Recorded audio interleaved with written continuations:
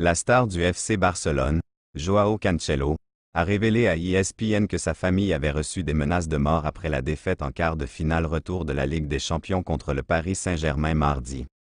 Bien que Ronald Araujo soit sans doute le plus responsable du score de 4-1 au stade de Montjuïc et qu'il ait été critiqué par son coéquipier Ilkay Gundogan pour avoir été expulsé vers l'heure de jeu, Cancelo a également joué son rôle en attaquant l'ancien ailier du Barça Ousmane Dembélé dans le match.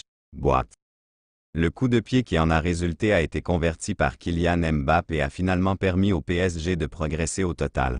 Il s'est produit environ 20 minutes avant que le Français en route vers le Real Madrid n'enfonce le dernier clou dans le cercueil à l'approche du temps plein, le Barça ayant le cœur brisé par une défaite globale de 6-4 qui l'a vu rater l'occasion d'affronter le Borussia Dortmund en 4 derniers.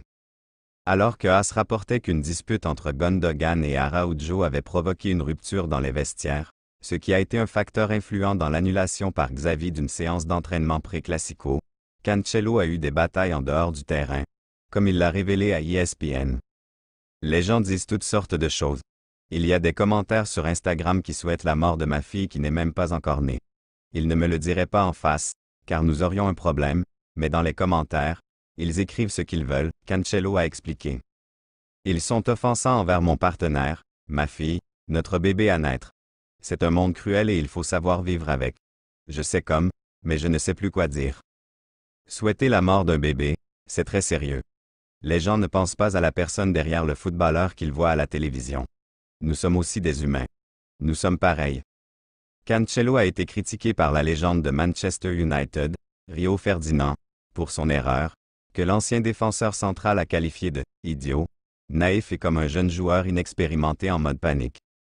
En réponse, Cancelo a souligné que Ferdinand était un grand joueur, mais je suis sûr qu'il a aussi commis des erreurs. Nous le faisons tous. Mais bien sûr, c'est son travail, c'est un analyste et il a le droit de dire ce qu'il pense. Je l'accepte, c'est son opinion. Peut-être que la façon dont j'ai infligé le penalty était une erreur puérile, mais vu le déroulement du match, dans ma tête en ce moment, eh bien, j'accepte les critiques. Surtout, Cancelo préférerait que cela, ainsi que les abus, soient guidés vers l'arrière droit et non vers ses proches. Critiquer mes performances, cela ne me dérange pas, mais ne parlez pas de ma famille, a-t-il exigé.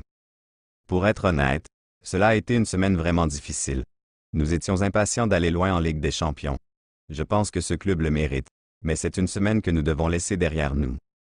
Cette nuit-là, après le PSG, je n'ai pas dormi parce que je ne pouvais pas. Personnellement, quand je ne gagne pas, j'ai vraiment du mal à dormir parce que j'ai l'impression de ne pas avoir, bien, fait mon travail, je l'ai fait, je ne fais pas bien. Je parle juste pour moi. C'était un match étrange.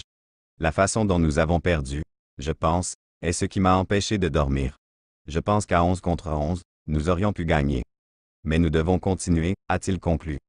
Avec le titre de la Liga en jeu, le Barça et Cancelo cherchent maintenant à restaurer leur fierté et à réduire l'avance de 8 points des Blancos au sommet en battant le Real Madrid lors du Classico de dimanche au Bernabéu.